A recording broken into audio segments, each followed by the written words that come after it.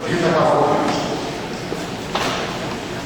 noite, inicialmente a todos, quebrando o protocolo, parabenizando o Silvio pelo cumprimento do que ele prometeu antes de nos tomar posse nesse mandato. Ele nos disse que iria procurar a profissão parlamentar de inquérito da informação compulsória, para estabelecer estratégias nos movimentos sociais, entidades, para que isso realmente ganhe o destaque necessário e a recorrência de que isso não é um assunto específico ao legislativo, ao executivo, ao judiciário, à sociedade, mas a todos nós. E cumprimentando assim, que era fundadores aqui na mesa, que estamos aqui, e a vocês que hoje, mesmo que ouvir, a gente está tentando estabelecer alguns elementos de reflexão e aprofundamento precisamente as limitações que aqui estão já discutem esse tema. Eu estou aqui a convite do CRES e, ao mesmo tempo, num lugar intermediário, num lugar híbrido, que é uma representação do CRES do Conselho Estadual de Políticas sobre Drogas.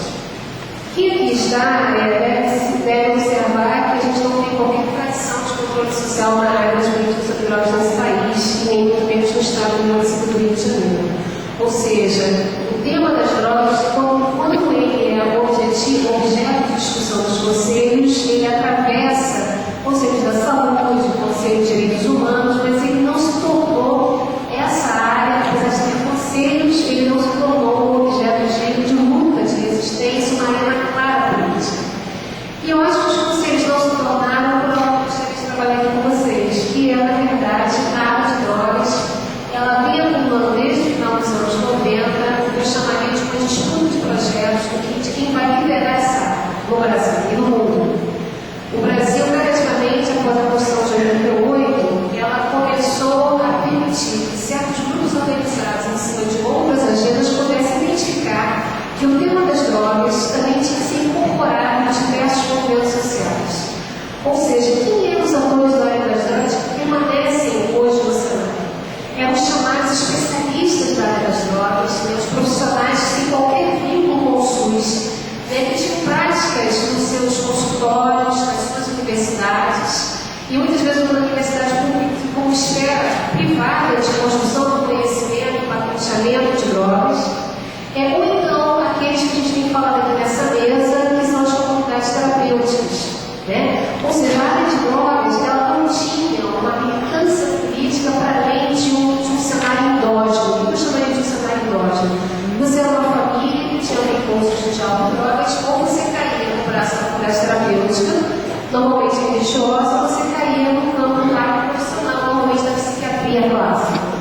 Você não tinha intermediários, E já no meados dos anos 90, a gente começa a ter militância de vindo do SUS, Vamos lembrar que a política do Ministério da Saúde para a área de autodrogas ela tem datações que começam no início dos anos 2000, já no final do governo FHC, já em confronto, estabelecendo recomendações da sua terceira Conferência Nacional de Saúde Mental 2001, e em 2003 a gente tendo uma política do Ministério da Saúde. E aqui eu queria destacar dois elementos para a gente pensar. A primeira, que a gente não deve tomar a área das drogas e essa política do Ministério da Saúde como mais uma política setorial. Se a gente tomar dessa forma, a gente não vai reconhecer algo que o Rafael apontou aqui, que o Marcelo nos trouxe, que é a ideia de saúde pública assumir essa área. Quando a gente fala isso, a gente está falando apenas do SUS se tornar potente para responder a esse sofrimento daqueles que podem ter uso nocivo com drogas. Mas a gente está falando de um novo lugar ético-político de enfrentamento do problema das drogas.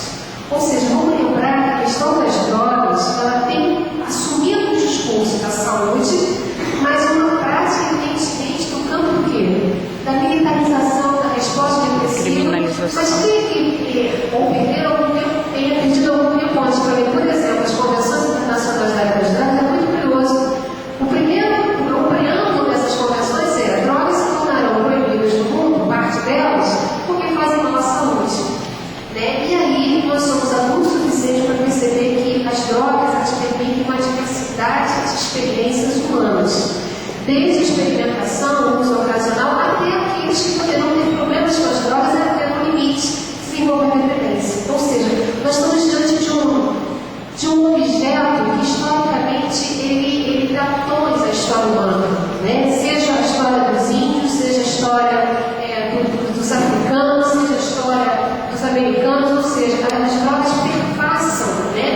as identidades, formações nacionais e sociais. Nesses